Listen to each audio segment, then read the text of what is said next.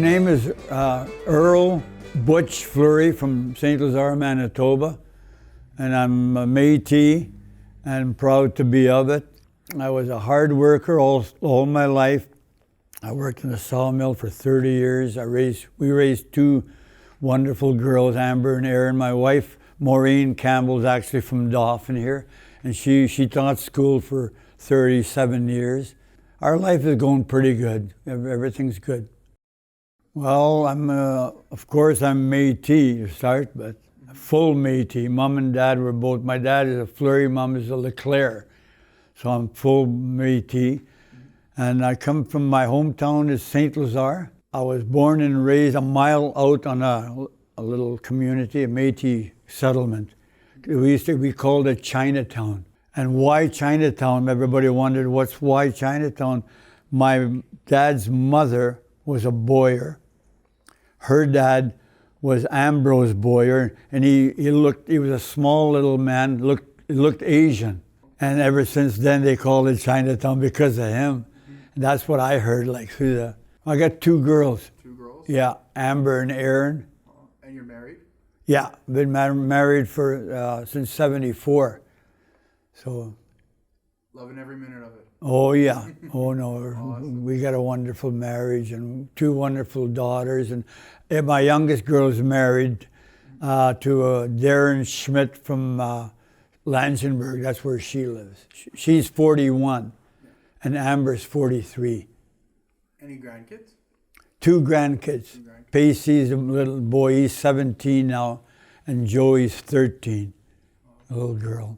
And they're all in Langenberg? Yeah. Yeah. Oh, okay. Amber's in Calgary. She wants to try and move back down this way, but she works for a law firm. She's a legal assistant, and we told her before you ever move, make sure you have a job.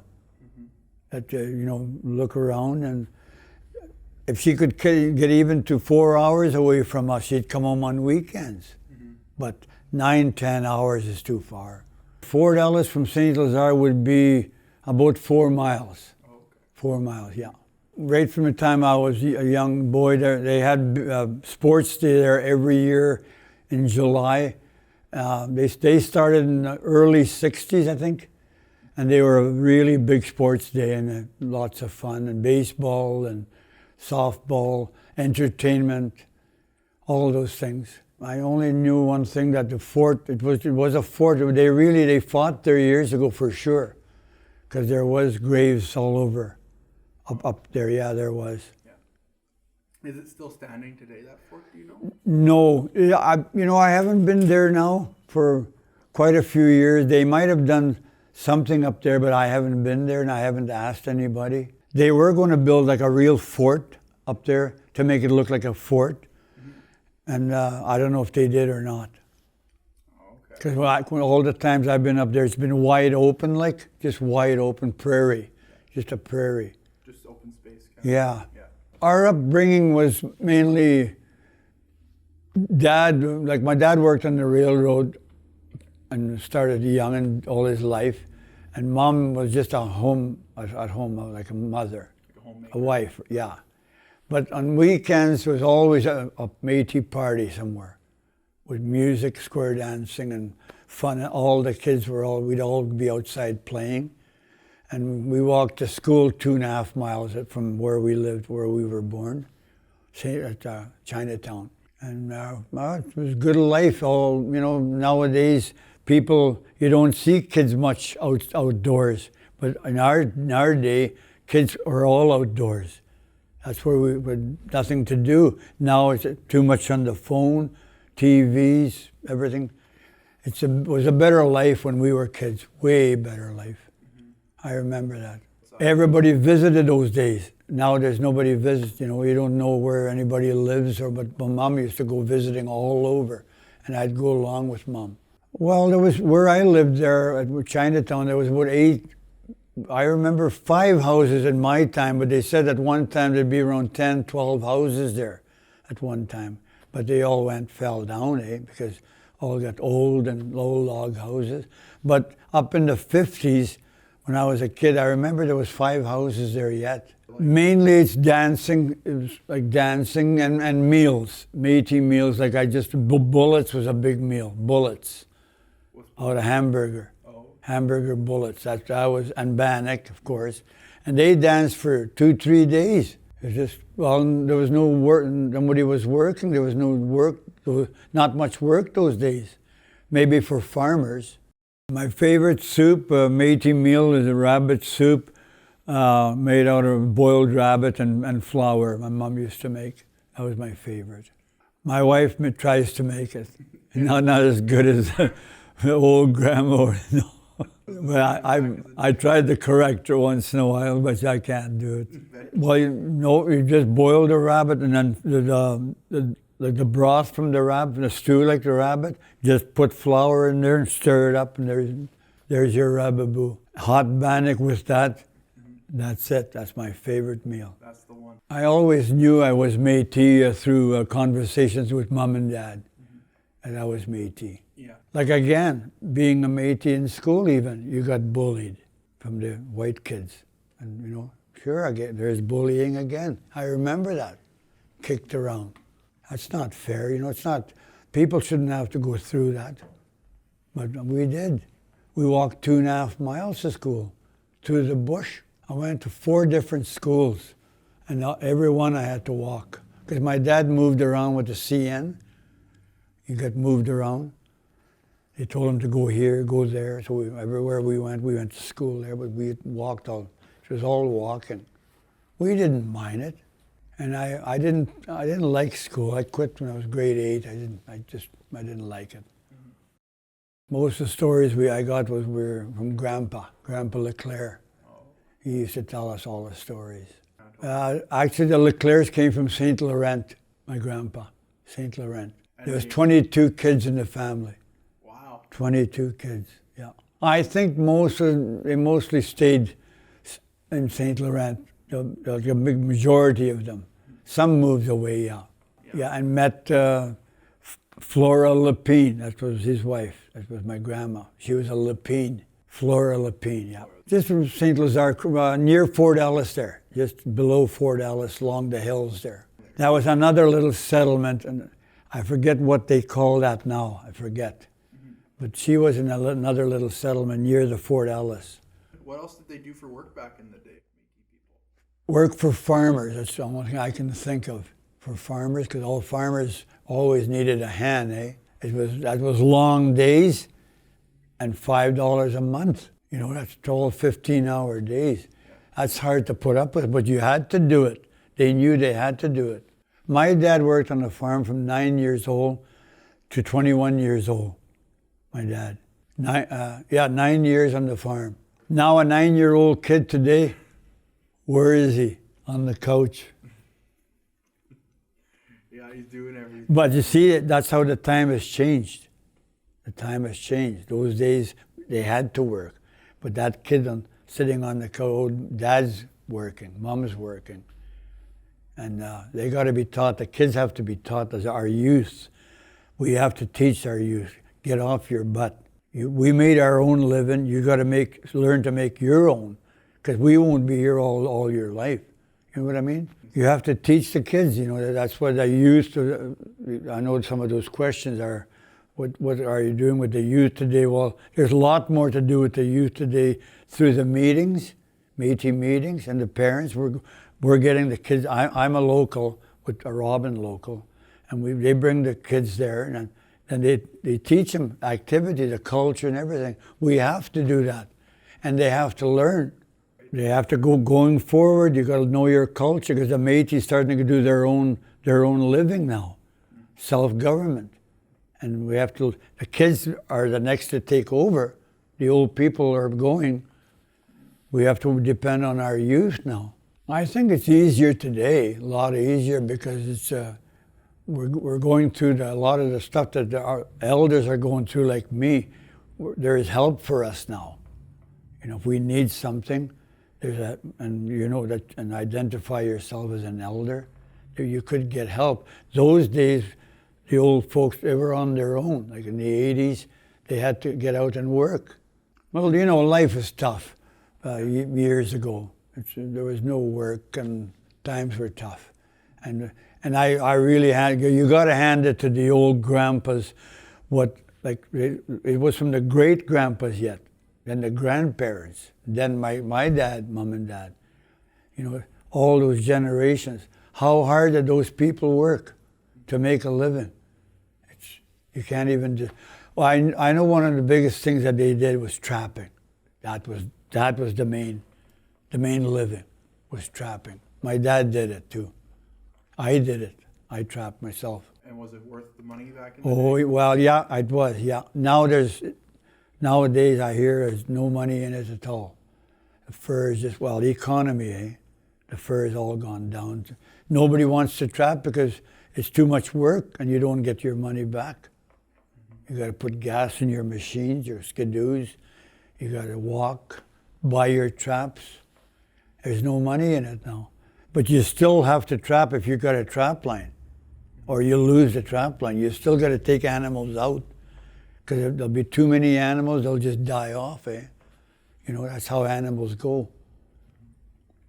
Yeah, you don't want them to get overpopulated, right? No, you can't. If you don't keep your trap line going, they'll take it away. The government will take it away from you. You have to stay in shape, eh? Exercise, and I ride my bike, and I'm skating twice a week right now. Oh, nice. Senior skating. I played hockey for 50-some years. So. Oh, nice. Mostly native hockey. Yeah. Any big tournaments that you went back in the day? Lots. Yeah. The Paul Blues, we had the best native team. We won the gold medal in '71, native winter games in Alberta, Cardston. We won the gold. Pretty deadly hockey. That was my greatest thrill in hockey. I won the gold medal. That's awesome. And the medal was put on us by George Armstrong, Toronto Maple Leafs.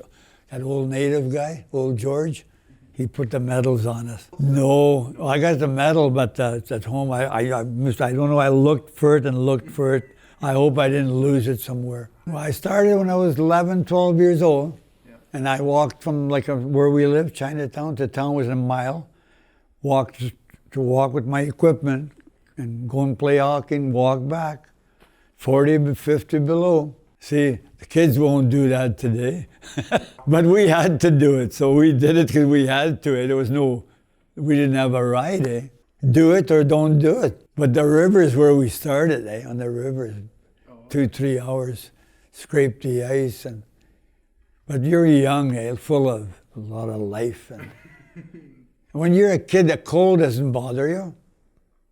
I don't know, 40 below, we were out a little. We didn't have the clothes then we've got today. Well, yes, sir. And I won many big tournaments. I won tournaments right here in Dauphin, native tournaments, about 4 or 5 big tournaments. They used to have them in April.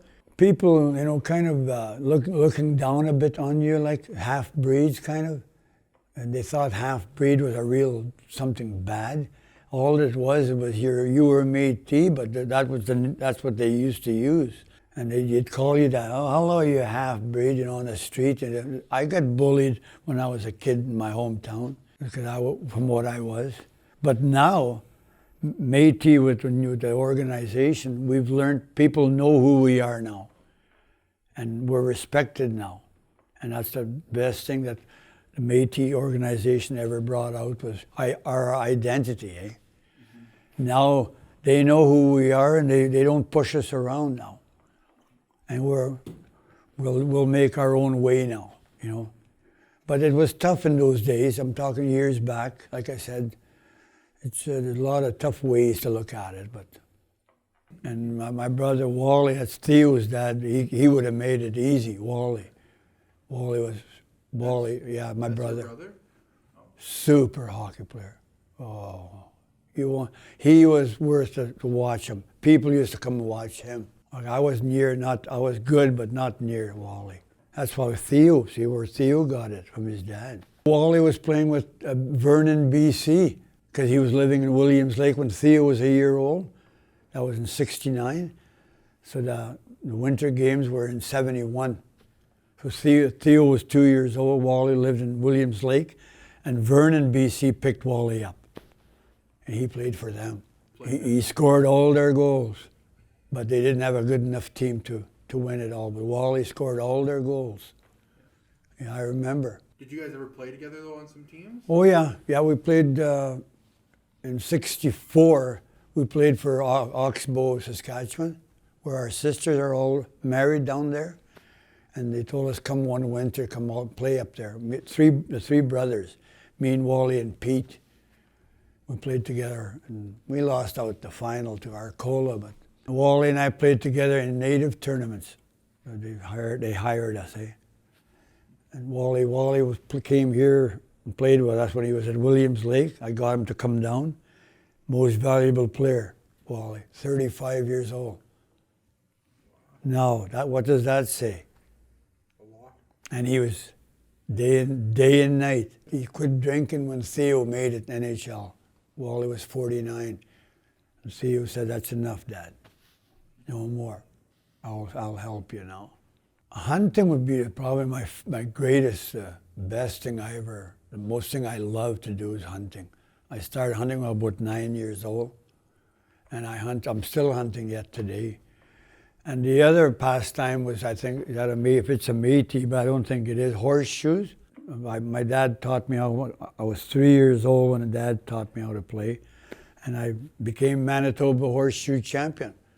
2 years, 74 and 76, Manitoba. You got to throw double ringers. There's no one ringer. You got to throw 2 ringers over there. That's 40 feet. I threw 85% ringers when I won at Russell Fair. 7 games, just like a machine. Well, they call me a legend now. People that see me now, oh, there's that legend. But I think to me, the Métis culture thing that I did was hunting probably and horseshoe. I played a lot of pool. I was a pool champion also. I was good at everything. Well, singing I turned down, had 3 chances to go to Nashville. Sometimes it's not all what it is, they say it is. You're not the boss of yourself. You know what I mean? They own you. Butch, you come here, sing tomorrow morning, or you go over there, you're going to sing in Vegas, and they order you around. You're not sure. There's a lot of money, but money is not happiness. Health is happiness. What I got today, I got money enough to live. Mom and my wife and I. But you could become a star or an NHL hockey player. Like my little nephew Theo Fleury, he made $50 million. It was too much money. Didn't know what to do with it. Well, what they're teaching us at these meetings now is they're getting us involved too, the seniors. We're helping out in that way in the meetings, getting involved with activities like that Métis language. See, I'm helping out. So that's what I'm doing now. And I know I have to do that because nobody told me to do anything when I didn't have that guidance to tell me. Mom and Dad, they were great parents. I had a good upbringing as far as that goes. I wouldn't trade my mom and dad for sure. Mom spoiled me. I was her best one, and she spoiled me. But when Mom died, I said, "Oh, Butch, pick up your own feet now," which I did.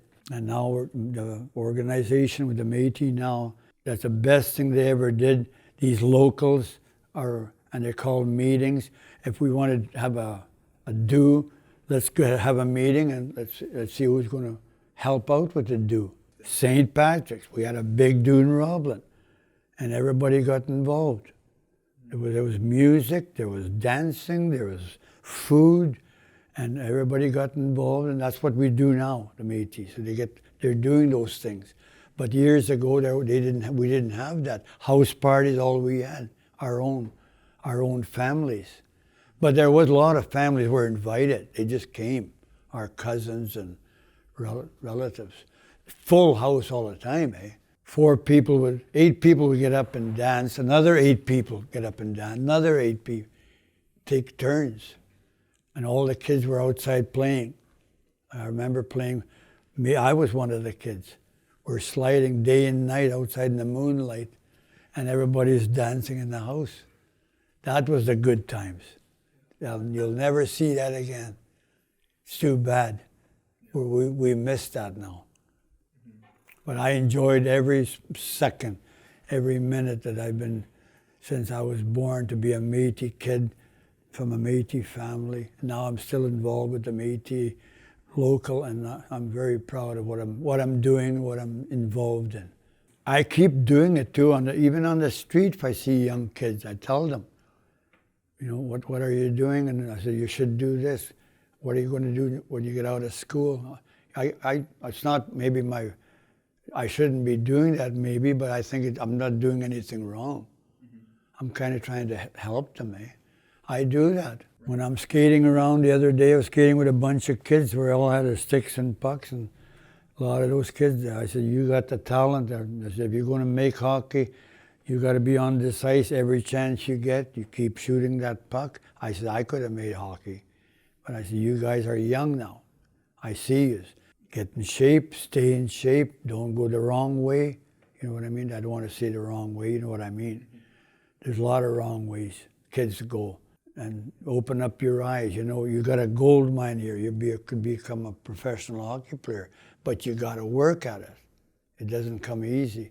Look, I told them my age. Just look at my age. Look at how I'm skating yet. If I didn't do that, I wouldn't be here skating. I'd be on the old big chair at home, lazy. You won't get nothing out of being lazy, and no desire. You got to have that desire to get out there. Like my bike. I just go get my bike, away I go. What would be your words of wisdom for the Métis youth of today? Well, just take what we're telling them at the meetings and follow them through what we're telling them. And they have to do it their way and with their own, their own strength and ability. But they're getting it from us, and there's a good life ahead for them. There's lots of opportunity for them, lots. Pick the right thing that you want to do, that you're going to like. Don't do a job that you won't like, right? There's a lot of people work I hate going to work this morning. Well, they shouldn't be there because they won't do their job right. They're not concentrating. They hate that job. Well, they tell the youth, there's so many opportunities for you now today. Get an education. That's your biggest thing. Stay out of trouble. Listen to mom and dad. And you'll become something someday with hard work.